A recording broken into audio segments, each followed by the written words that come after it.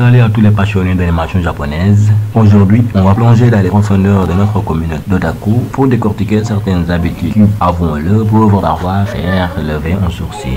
Salut la team, bienvenue sur Insta-Anime. Aujourd'hui, on va parler de quelque chose qui nous tient en cœur, mais aussi qui fait parfois grincer des dents. Les habitudes un peu spéciales de notre chère communauté d'otaku. Je vous ai fait un top 4 des pires habitudes des communautés d'otaku. Et on va commencer par l'habitude numéro 1.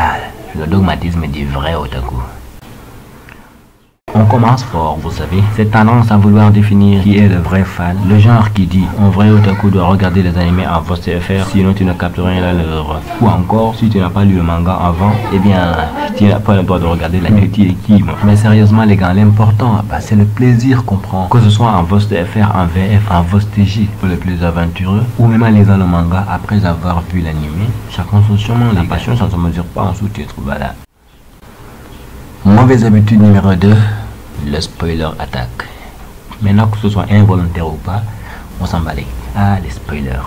Ce fléau qui rôde sur internet. Et je ne parle pas des trolls malveillants. Parfois c'est même l'ami à côté qui vient juste de finir un épisode et qui, dans l'euphorie, balance la mort du personnage principal sans prévenir. On a tous cette envie de partager notre excitation, ok? Alors calmez-vous un peu. Et une petite attention spoiler avant de balancer ce qu'on a à dire. Ça peut vraiment sauver des vies, vous savez. Au moins une expérience de visionnage. Mauvaise habitude numéro 3, le gatekeeping des genres et des séries. Vous aimez la romance ou pire, vous regardez des animés considérés comme pour les filles ou vous regardez Pokémon, eh bien faites attention parce que certains pourront vous juger. La communauté d'anime est tellement vaste et divers, vous savez, des shonen d'action au slice of life feel good, en passant par des œuvres expérimentales, il y en a pour tous les. Arrêtons donc de créer des barrières et célébrons la richesse de cet art. Arrêtons de stigmatiser nos petits gars qui aiment regarder Pokémon ou les mecs qui aiment les animés avec des personnages principaux féminins. Voilà, ça dit rien. Hein.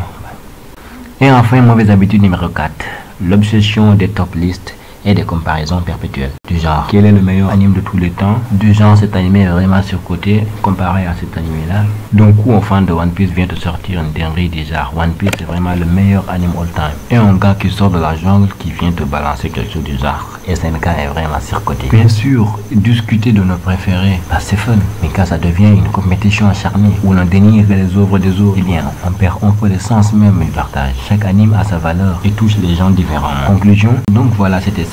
C'était un petit tour d'origine des habitudes qui font parfois débat dans notre communauté. L'idée, bien évidemment, ce n'est pas de juger, mais de prendre un peu de recul et de se rappeler que l'essentiel, c'est de partager notre amour pour les animés dans le respect et dans la bonne humeur. Et vous, quelles sont les habitudes qui vous agacent le plus ou au contraire, quelle est votre façon préférée de vivre votre passion?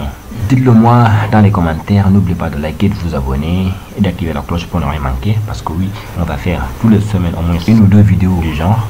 Voilà, donc pour ne rien manquer, activez la cloche et moi je vous dis à la prochaine. Portez-vous bien.